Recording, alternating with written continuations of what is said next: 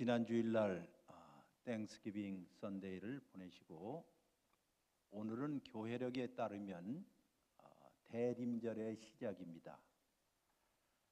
그죠? 외국에서는 애드벤트 시즌이라고 하는데 애드벤트란 말은 오미란 뜻입니다. 그래서 한국말로 강림절 혹은 강림절기라고 이야기합니다. 오심에 관한 것. 누군가가 오게 되면 여러분들 다 기다리지 않습니까?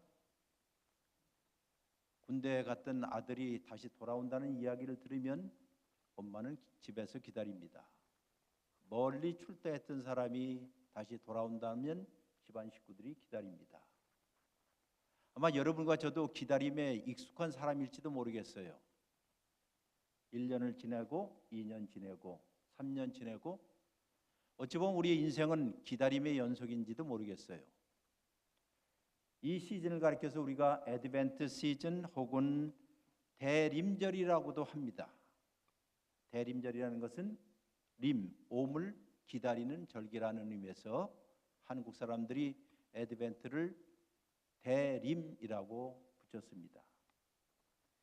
이 시즌 되면 여러분들 혹시 조지 프레드릭 핸델의 메시아를 이제 자주 들을 기회가 있을 것이에요. 음악을 아시는 분들은 메시아의 핸델의 제일 첫 번째, 두 번째, 세 번째 그 모든 합창과 독창들은 오늘 여러분이 읽으신 이사야서 40장 1절, 2절, 3절, 4절 쭉 여기에 있는 본문을 통하여서 작곡한 오라토리오입니다. 굉장히 서정적으로 시작되는 그 메시아의 첫 번째 곡, 너희는 가서 내 백성을 위로하라, 위로하라, 위로하라. 너희의 고역의 때가 끝났으니 이제는 너희가 집으로 갈 때가 되었다 하는 유명한 이사야서 40장의 이야기를 오늘 여러분에게 들려드립니다. 집을 떠나본 사람만이 집이 얼마나 그립고 또 건강을 잃어본 사람만이 건강이 얼마나 귀중하다는 것을 알고 또 자녀를 혹은 다른 것들을 잃어버린 사람, 그러나 무엇보다도 고향을 잃어버리고 고국을 잃어버렸던 사람들에 관한 이야기를 기억하십니까? 제가 오랜 동안 외국 생활하고 또 이민 목회를 하면서 즐겨 불렀던 복음 성가가 있습니다. 그 노래를 부르면서 눈물도 짓기도 하고 은혜도 받았어요. 그 노래는 타향살이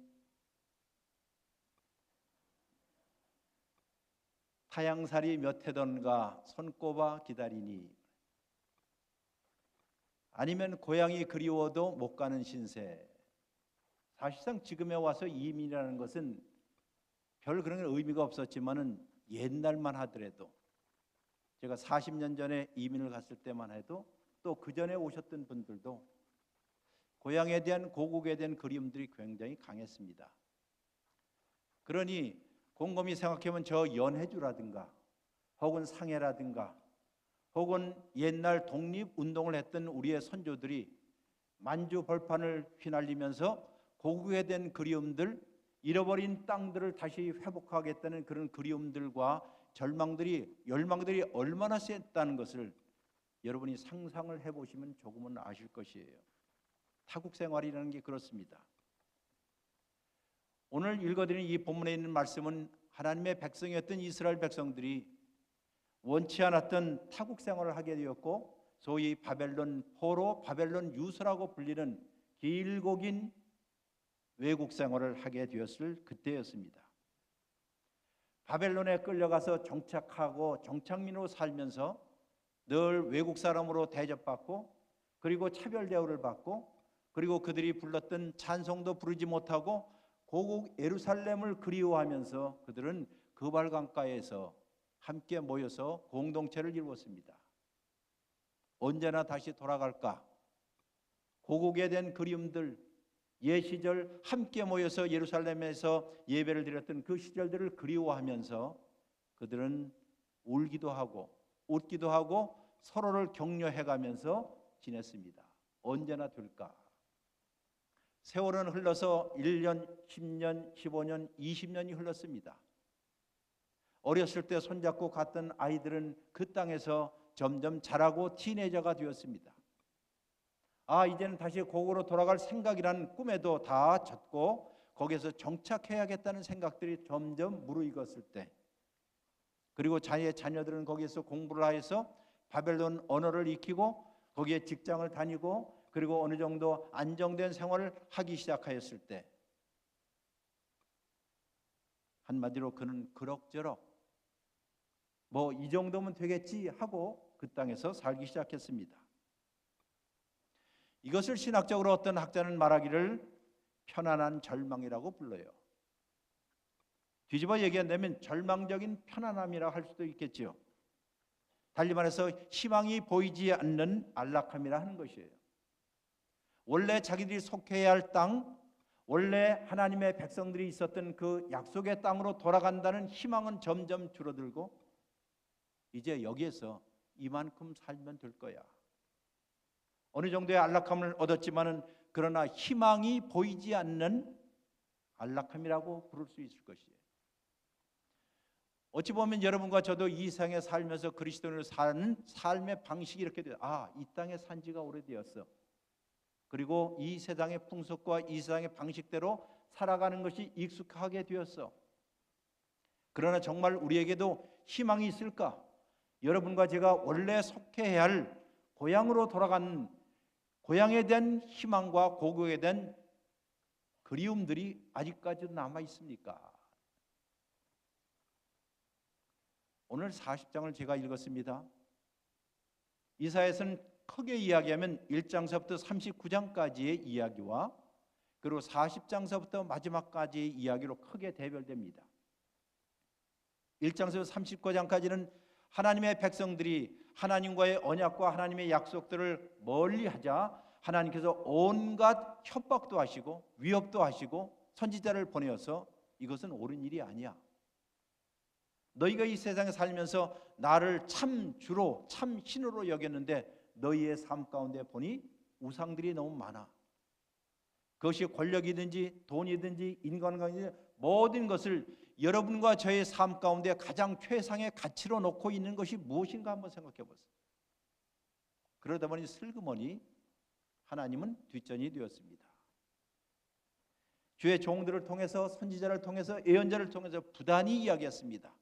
이 방식대로 가면 끝이 올 거야. 그러나 경제는 흥왕했고 사람의 사는 것들은 오고 가는 모든 일을 잘 되었습니다. 그러자 그들은 종말이라는 건 올 수가 없어. 나스닥, 코스닥의 모든 상장도 되고 이 정도면 돼. 이 정도면 돼. 우리가 믿는 하나님은 저 위에 있는 분이지 진짜로 우리의 삶 가운데서 오셔서 활동하시거나 우리가 몰랐던 것은 하나님은 우리의 왕이라는 말은 그냥 우리가 고백하는 말이고 그냥 말하는 것이지 실제적으로 여러분과 저의 삶 가운데서 그분이 우리의 삶을 인도하시고 지배하시고 우리의 삶을 이끌어 가신다는 생각이란 조금도 하지 않게 되었습니다. 그리고 어느 날이었습니다. 어느 날이라고요? 어느 날이라고요? 어느 날이요? 그들이 예기치 않았던 날들, 여러분과 제가 예기치 않은 그 어느 날들이 반드시 우리에게 올 것이에요. 역사가 증명하고 성경이 증명하고 여러분과 저희 개인의 삶이 증명하듯이 우리가 예측지 않았던 그 어느 날들이 반드시 올 것이에요. 그리고 그들은 다시는 돌아올 수 없는 머나먼 타향을 향해서 끌려가서 소위 바벨론 유배라는 것이 시작되었습니다.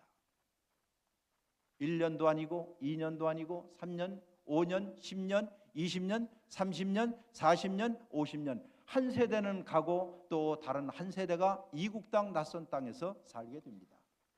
어찌 보면 영적으로 신앙적으로 여러분과 제가 지금 사는 곳이 낯선 땅입니다. 이국 땅입니다. 원래 여러분과 제가 원래 살아야 할 곳이 아닌 타국 생활과 같다 하는 것이에요. 바로 이때에 하나님께서 진짜 어느 날 그들이 이제 이 정도면 돼. 희망도 보이진 않지만 이 정도면 그냥 안락하게 사는 거야. 이대로 살다가 가면 되지 하는 바벨론의 생활하던 어느 날 하나님께서 천상에서 하늘에서 그의 가장 가까운 신복들, 가장 충성스러운 천사들을 앞에다 모아두고 이런 말을 합니다. 너희는 이제 내려가서 이 좋은 소식을 선포해라. 너희는 가서 내 백성을 위로하라. 내 백성을 위로하라. 그들의 고난의 세월이 너무나도 힘들었고 기다렸어. 이제는 다 지쳤어. 아무도 희망을 갖지 않고 있고 살고 있어. 그들에게 가서 이야기하라. 내가 갈 것이다라고 이야기하라. 이것을 기념하는 절기가 지금 대림절입니다. 하나님의 오심에 대해서 우리가 그리워하고 하나님의 개입과 하나님의 간섭을 우리가 갈망하는 절기가 바로 지금서부터 성탄절까지 보통 4주간을 가리켜 대림절이라고 부르는 것입니다. 물론 세상에서는 이제 크리스마스 시즌이 오면 분주하고 바쁘고 선물 사기도 합니다마는, 그러나 여기에 와 계신 모든 분들 적어도 한 해를 마무리하며 아니 우리의 신앙의 새로운 달력을 시작하면서 기다림이 무엇인지, 얼마까지 기다려야 하는지, 그리고 우리가 기다리는 그분이 정말 올 것이라고 하는 하나님의 오심, 하나님의 방문에 대해서 간절한 마음을 열고 열린 마음을 가지고 우리가 주의 말씀을 듣는 것이에요. 성경을 읽어보신 분은 아시겠지만은 지금 이사야서 40장에서부터 적어도 8절까지를 보시면 세 개의 단락이 있다는 것을 금세할 수 있습니다. 우리 한국 성경에는 우리 한국 사람들을 위해서 단락 표시를 동그라미를 해놨어요. 이게 40장 1절로부터 3절 2절까지, 그리고 3절로부터 5절까지, 그리고 6절로부터 8절까지, 그리고 9절로부터 그 다음입니다. 핵심은 이것이에요. 핵심.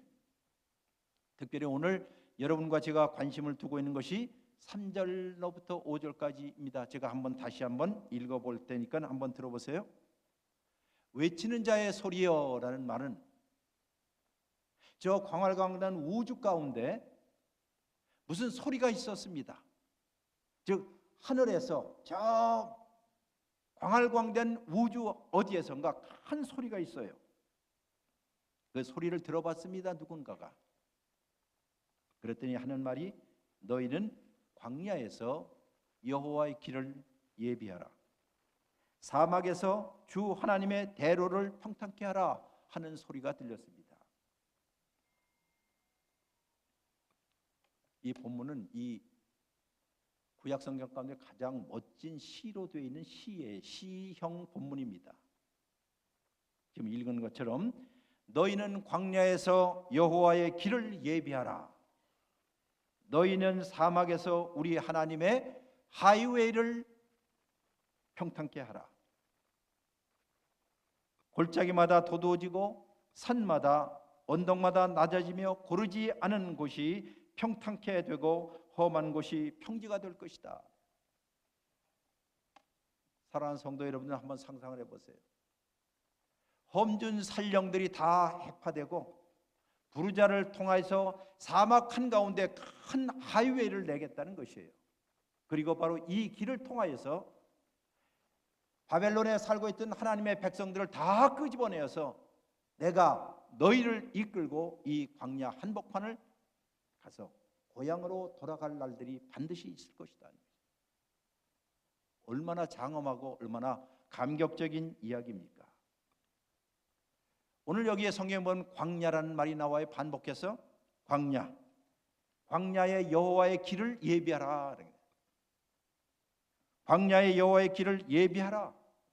사막의 여호와를 위하여서, 하나님을 위해서 대로를, 하이웨이를 뚫어라 라고 하나님께서 그의 천사들에게 이야기합니다. 이건 이스라엘 백성들 여러분에게 하는 말이 아닙니다. 그의 천사들에게 이야기해요. 왜? 내 절망 가운데 있는 내 백성들을 이끌어내어서 사막을 관통하여서 고향으로 돌아갈 날들을 내가 반드시 이룰 것이다 하는 하나님의 선제적인 선언이시기 때문이에요.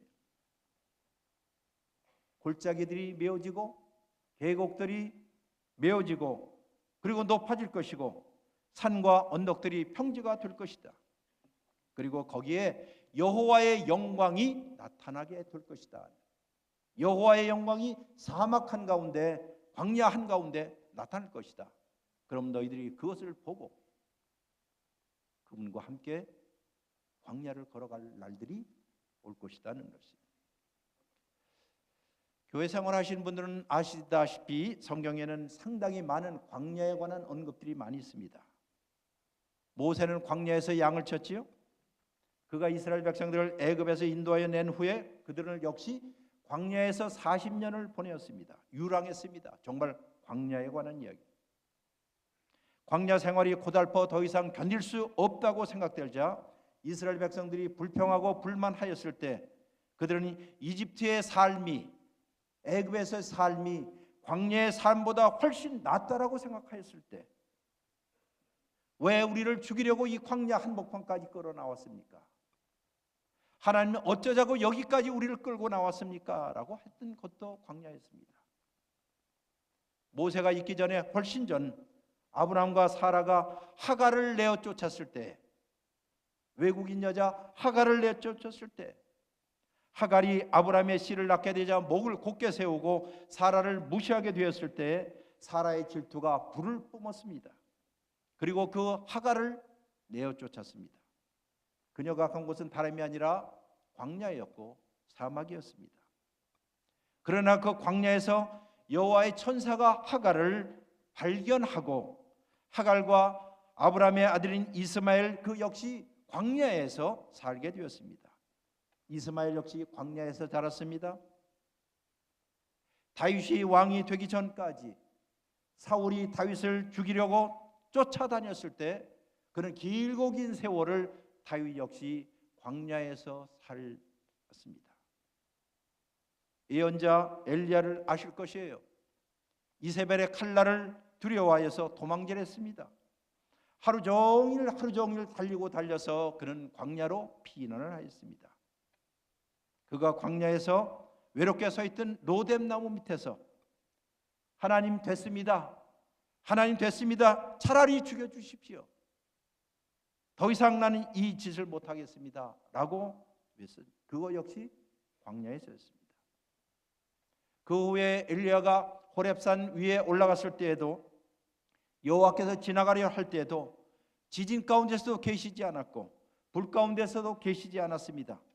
여호와께서 호렙산에서 엘리야를 부르시고 다시 세미한 음성 가운데 이야기하시면서 하시는 말씀이 엘리야라 가라, 다시 광야로 돌아가라 라고 얘기해요. 다시 광야. 이 시즌의 세례의 요한 역시 광야로 나타났습니다. 광야에서 설교했습니다. 광야에서 선포했습니다. 광야에서 세례를 주었습니다. 무엇보다도 우리의 예수님 역시 하나님의 영에 이끌려서 광야로 들어가셨습니다. 거기서 40일 동안 마귀의 유혹을 받았습니다. 광야로 보냄을 받았습니다. 40일 동안 금적하며 온갖 유혹을 다 받았지요. 이 돌들이 변화해서 떡이 되게 하라라고 이야기했던 유혹들, 내가 신이라면 하나님의 아들이라면 저 성전에서 한번 떨어져 기적을 한번 보여주라는 유혹도 있었습니다. 아니 내 발 앞에 엎드리며 사탄 앞에 발을 엎드려 내게 경배하면 이 세상 모든 만국과 천하 모든 것을 주리라 하는 모든 것들, 이 역시 광야에서 일어나는, 달리 말해서 여러분과 삶의 현장이라는 것이에요. 성경에서 이렇게 광야에 대해서 많이 이야기했을 때는 여러분에게 진리를 알려주기 위해서 광야를 이야기하는 것도 아닙니다. 여기 히브리어에 있는 이 두 단어 3절에 광야, 미드바르라는 말과 아라바라는 이 말, 이 모두가 다 사람이 살지 않는, 여러분과 제가 쉽게 우리의 인생을 살면서 경험하는 일들에 관한 영적 실체를 가르쳐주는 단어이에요. 여러분과 제가 지도를 몰라서 지리를 몰라서 우리에게 광야가 뭔지 알려주는 것이 아닙니다. 성경을 오늘 여러분과 제가 이 대림절에 읽는 이유가, 광야는 그야말로 거친 들판입니다. 막막한 곳이죠. 몽골 사막의 거친 사막을 연상해 보십시오. 광야는 사막이고 사막은 광야예요. 그렇다면 이것을 통해서 우리가 왜 이 대림절에 이 메시지를 들어야 합니까? 하는 것이에요. 광야는 사람이 거주하지 않는 곳이에요. 버림받은 땅입니다. 때때로 홀로 있는 곳이죠. 불임의 장소입니다. 생산력이 없는 곳이 광야죠. 생명이 가능하지 않는 곳이 광야이기도 합니다. 사람의 흔적이 보이지 않는 곳이 광야이기도 합니다. 조금 전에 말씀 하갈과 이스마엘이 쫓겨난 것도 광야였고, 모세가 하나님의 부르심을 받은 것도 광야였고, 여러분과 제가 하나님께서 여러분을 부르시는 장소 역시 매번 보면 광야일 거예요. 그것이 병실일 수도 있고요, 이렇게 마당 공동체일 수도 있고요, 우리가 사업에 실패할 때도 있을 것이고, 병으로 인해서 앞이 희망이 보이지 않을 수도 있고, 아니면 어떤 사람처럼 그냥 여기 이렇게 좋으니 적당한 안락한 가운데 절망하는 사람들, 이런 사람들에 관한 이야기입니다. 이 광야에서 오늘 하나님께서 왜 이스라엘 백성들을, 바벨론에 살던 사람들을 끄집어내어서 광야로 먼저 부르셨을까 하는 생각입니다. 어찌 보면 광야에서는 하나님과 여러분만 있는 곳이에요. 광야에 여러분이 놓여 있다면 하나님과 당신들만이 놓여 있는 곳이 광야일 것이에요. 아무리 봐도 어디에서도 도움이 없는 곳. 제 막내 아들이 미국에서 컨설팅 회사에 다니는데요, 1년 상당 부분을 비행기를 타고 미국의 다른 도시나 또 외국에 나가서 일을 합니다. 아주 이른 아침 월요일 날 시카고 오헤어 공항으로 우버를 타고 가요. 처음에는 생각해 보세요. 여러분 영화에도 나오는 것처럼 멋진 쫙 양복을 입고 바퀴가 달린 여행 가방을 들고 출장을 다니는 것이 아들의 말에 의하면 영화의 한 장면과 같다고 했어요. 그 아버지로서 목사로서 아들이 얼마나 힘든지에서 물어본 적이 있습니다. 예, 온갖 여행 스케줄도 바쁘고요, 그것도 무리 없이 해놔야 되고, 시간에 맞춰 비행기를 타는 일도 있고, 공항에 길게 늘어선 줄 기다리는 일도 있고, 사람이 제일 복잡한 그런 공항, 수많은 짐들, 긴 비행 시간들, 세관 검사들, 아마 여러분도 여행을 해보신 분이라면 이 목록들을 쭉 아실 것이에요. 근데 아들의 말을 듣고 보니까는 조금 이상했습니다. 그는 쉬지 않고 얘기하기를, 매일같이 수많은 이메일들 받고 전화들 받고 또 화상 통화를 해야 하고, 그런데 맨 마지막 하는 말이 제 마음속에 와닿습니다. 그런데요, 이렇게 길긴 비즈니스 트립 여행을 할 때마다 적어도 얼마 동안은 혼자 있게 됩니다. 어디서? 공항에서요. 수많은 사람들이 둘러싸이는 공항에서 적어도 혼자 있다는 요 시간, 그 시간이 자기에게 얼마나 소중하다는 것을 이야기할 때, 맞아, 우리 모두가 분주하고 바쁘고 거친 모든 사람들, 이런 이야기 저런 이야기가 다 삶의 스토리가 많은 가운데 어느 순간 하나님께서 여러분과 저를 광야 한복판에 보내어서 하나님과 대면하거나 하나님을 만날 수 있는 곳이라면 공항이 성소요, 병실이 성소요, 사업의 의자에 앉아있는 순간이 성소일 수 있어요. 가장 거룩한 공간이 될 수 있다는 사실들이에요. 광야는 여러분과 제가 전혀 기대하지 않은 시간에 올 수도 있습니다. 예기치 않은 시간에 올 수도 있을 것이에요. 해변에 홀로 오랜 동안 걸으면서, 이른 아침 산속의 숲을 걸으면서, 혹은 3시간 이상 혼자 운전을 할 때라도, 아니면 여기에 모여있는 이 공간 자체에서 많은 사람이 있어도 지금 나 혼자 있는 이 순간, 이 장소에서, 아니면 시골로 가는 기차 안에서, 아니면 가족들과 조용히 둘러 앉은 저녁 식사에서, 사랑하는 사람과 식사하는 조용한 장소에서, 아니면 심지어 캠퍼스의 강의실에서라도 이런 광야의 순간들이 어느 날 어느 순간 찾아올 수 있다는 것이, 이때는 많은 사람들이 필요하지 않습니다. 그저 여러분과 하나님만이 있는 그 순간들, 이것이 바로 대림절의 광야라는 것입니다. 대림절의 광야. 여러분 살면서 이런 순간들을 놓치지 마세요. 놓치지 마세요. 마음과 가슴은 하나님의 평화로 신선함을 가득 차게 되는 순간일 수도 있고, 눈으로 하나님의 현존을 볼 수 있게 될 것이고, 귀로는 하나님의 사랑, 아까 불렀던 하나님의 은혜, 이런 것을 들으면서 남모르는 마음속에 눈물을 흘릴 수도 있을 것이고, 입술로는 간절한 기도와 애타는 찬송으로 우리의 입모양이 만들어져 갈 수도 있을 것이다. 우리의 영혼과 우리의 기상은 다시금 하나님에 의해서, 하나님 홀로에 의해서 가득 차도록 할 수 있는 시간들이 바로 여러분에게 어느 시간일 수도 있을 거예요. 그것이 바로 광야의, 대림절의 광야입니다.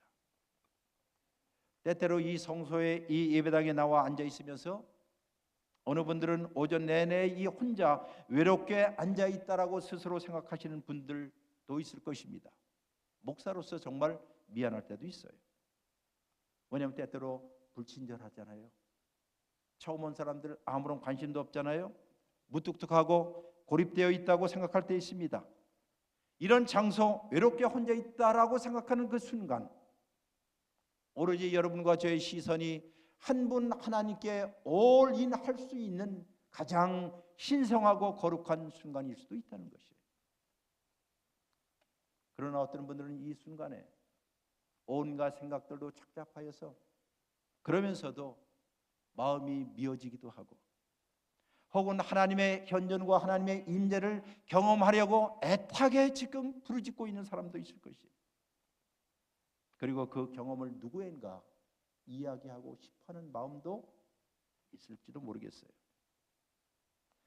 어쨌든 가장 중요한 것은 이 광야에서, 대림절 광야에서 오로지 하나님과 함께 있는 이 시간들, 하나님의 임재를 느끼고 하나님의 영이 있음을 감지하고 표현할 수 없는 그 무엇으로도 묘사할 수 없는 그 느낌들, 어찌 보면 어느 순간 하나님께서 내 옆에 앉으셔서 슬쩍 쿡 찌르는 듯한 느낌들,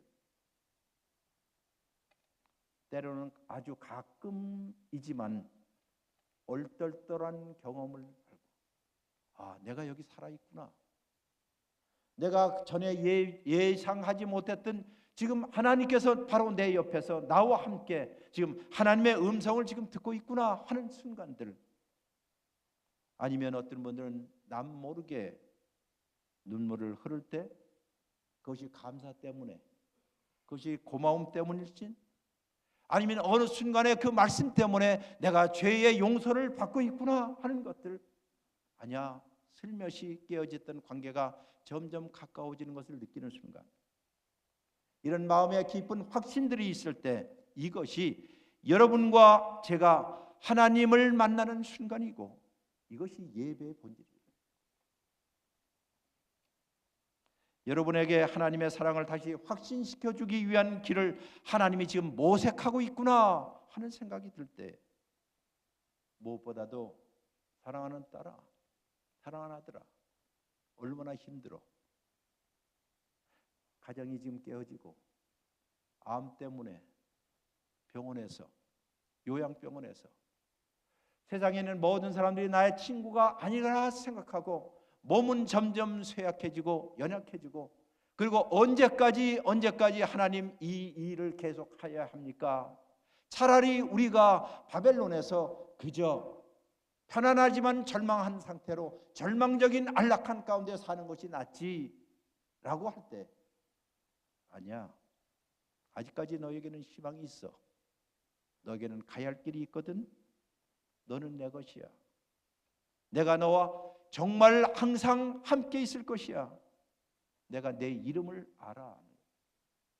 내가 너를 포옹해. 내가 너를 허구해.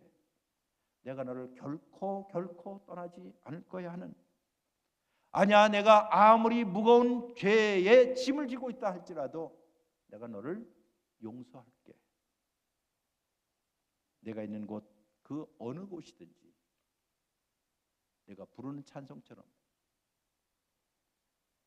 그 어느 곳이든지 주와 함께 있는 곳이 하나님의 임재를 경험할 수 있는 축복된 성소인 것을 내가 너에게 알려줄게. 저는 목사로서 이 광야의 길에 대해서 반복적으로 들어왔습니다. 제 자신의 삶도 그렇고 여러분의 삶도 그렇고 또 여러분의 가족들의 삶 가운데서 광야 한복판에 나 홀로 이끌어져 있다라고 생각할 때, 왜 하나님 나를 끌어서 여기다 놓았습니까? 라고 할 때 너는 결코 혼자가 아니야 하는, 대림절 광야는 때때로 이곳 저곳 어딘가에 있습니다. 여러분과 제가 예기치 않은 곳에 있습니다. 왜? 하나님의 방문은 사각을 통하여서, 죽은 각도를 통하여서, 도저히 들어올 수 없는 그 각도를 통하여서 들어오기 때문입니다. 아마 한두 번 정도는 경험하신 분이 있을 거예요. 막막했을 때, 병실에 있을 때, 아니 누군가 친구가 건네줬던 자그마한 음료수 한 잔에 하나님의 은혜를 경험할 수도 있을 것이에요. 아, 내일이면 다시는 일어나고 싶지 않아 하는 사람들에 어느 날 어느 순장 권사님이 전화 한 통에 자기 인생을 새롭게 사는 것, 이게 하나님의 사각을 통하여서, 죽은 각도를 통하여서 들어오시는 하나님의 은혜예요. 한량없는 은혜라고 하죠. 지금까지 저도 그랬고 여러분도 그랬으리라 믿습니다. 돌이켜 보니 돌아왔던 모든 발걸음들, 아마 여러분도 어느 집에 가보면, 신방을 가보면, 외국에 있을 때 신방을 보면 모래 위에 발자국이라는 아마 그런, 다 아실 거예요. 뭐 너무 흔한 이야기일 거예요. 애너니머스, 그 작자 미상의 그 이야기 말이에요. 어느 날 그 사람이 꿈을 꿨대지요. 한밤중에 꿈을 꿨는데 자기의 일생을 뒤돌아보니까는 한 하얀 백사장에서 하나님과 함께 길을 걸어갔던 그 이야기였어요. 하나님과 오손도손 잘 걸어왔어요, 지금까지. 그런데 어느 순간 보니 자기 홀로 걸어갔던 발자국 하나만 남겨져 있어요. 그리고 언젠가 봤더니 자기가 가장 힘들었을 때, 가장 외로웠을 때, 하나님이 계시지 않아 라고 했던 절망적이었던 상태 가운데 있었을 때, 그때 발자국 하나, 그래서 그때 외쳤다고 하지요. 하나님, 나와 함께 하신다는 그 하나님이시여, 왜 내가 가장 힘들었을 때 나 홀로 두고 나 홀로 걷게 하셨습니까? 라고 이야기했을 때, 사랑하는 딸아, 사랑하는 아들아, 그 발자국은 네 발자국이 아니라 내 발자국이었어. 그럼 저는요, 내가 너를 등에 업고 걸었어. 이거는 회고적으로만 알 수 있는 일입니다. 그러나 이 회고적으로 알 수 있는 것을 여러분의 희망을 품고 앞을 바라다보게 되면 사막에 꽃이 피고, 옛날 우리가 흔히 불렀던 찬송처럼 황무지가, 도무지 도움이 안 되는 회중들, 황무지가 장미꽃같이 피는 것을 볼 때에, 이게 바로 희망의 노래예요. 누가 오시면? 하나님이 오시면. 그 하나님의 오심을 지금도 기다리고 있는 사람들, 어찌 보면 세상에서 가장 아름다운 모습은 떠들썩한 모습, 분주한 모습보다도 기다리는 모습.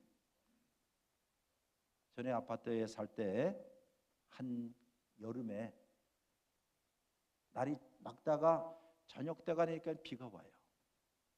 한 밤 9시가 됐는데 빔이 팍 오는데 밑에서 내려보니까는 어느 여인이 우산을 들고 걸어가는 모습이 보였습니다.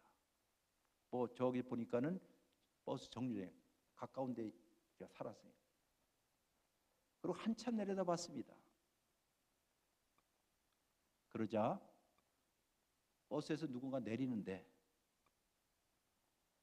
물에도 넘어지고 불에도 넘어지는 사람이었어요. 물에도 넘어지고, 몰라요? 네. 한 잔을 걸치고 어떻게 비실비실 내려요. 남편이었어요. 연약한 이 여인이 우산을 들고 자기 남편 어깨에다가 탁 걸치고 걸어오는 모습을 보면서 거의 눈물을 흘릴 뻔했어요. 저런 거지, 저런 거지. 기다리는 사람의 마음, 그리고 그가 다시 집으로 돌아올 때까지, 그리고 집에 돌아왔을 때 그를 어깨에다가 팔짱을 끼고 힘겹게 걸어오는 모습에, 아, 사랑이라는 게 이거고 희망이라는 게 이런 거구나. 하나님이 그렇다는 거예요. 기다리신 아버지의 비유가 그렇듯이 오늘도 광야에서 우리를 불러내시고, 너 혼자가 아니야. 내가 너와 함께 할 거야.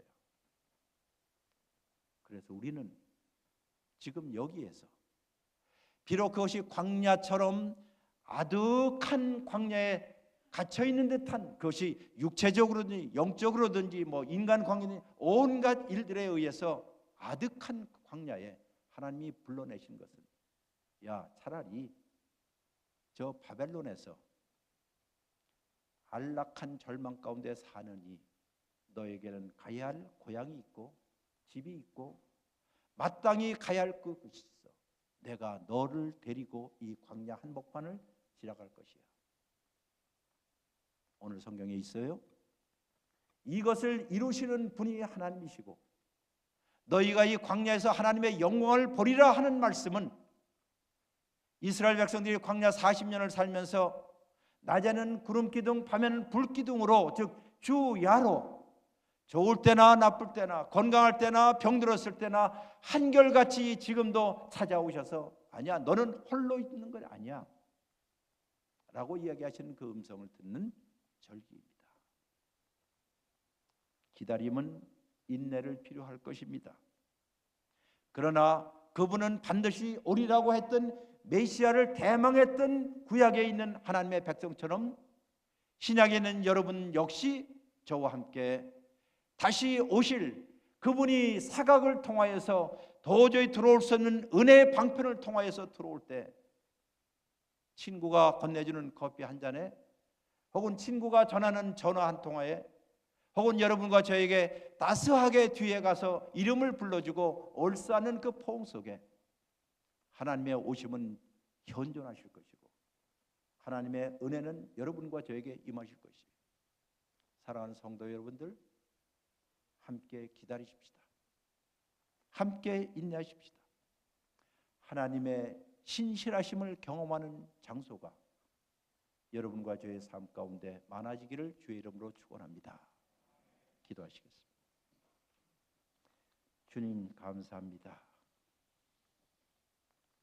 오늘도 이 성소에 나와서 찬송을 부르고, 아니 우리 목소리를 높여서 주 앞에 기도하고 간절한 마음으로 주님을 추구하고 바랍니다. 주여, 이 광야에 우리의 삶 가운데 홀로 있습니다. 그러나 홀로 있지 않음을 경험하게 하여 주옵소서. 이 대림절 기간 동안 우리는 주의 오심을 갈망하고 기다리고 사모하는 마음으로 충만케 하여 주옵소서. 예수 그리스도의 이름으로 기도했습니다. 아멘.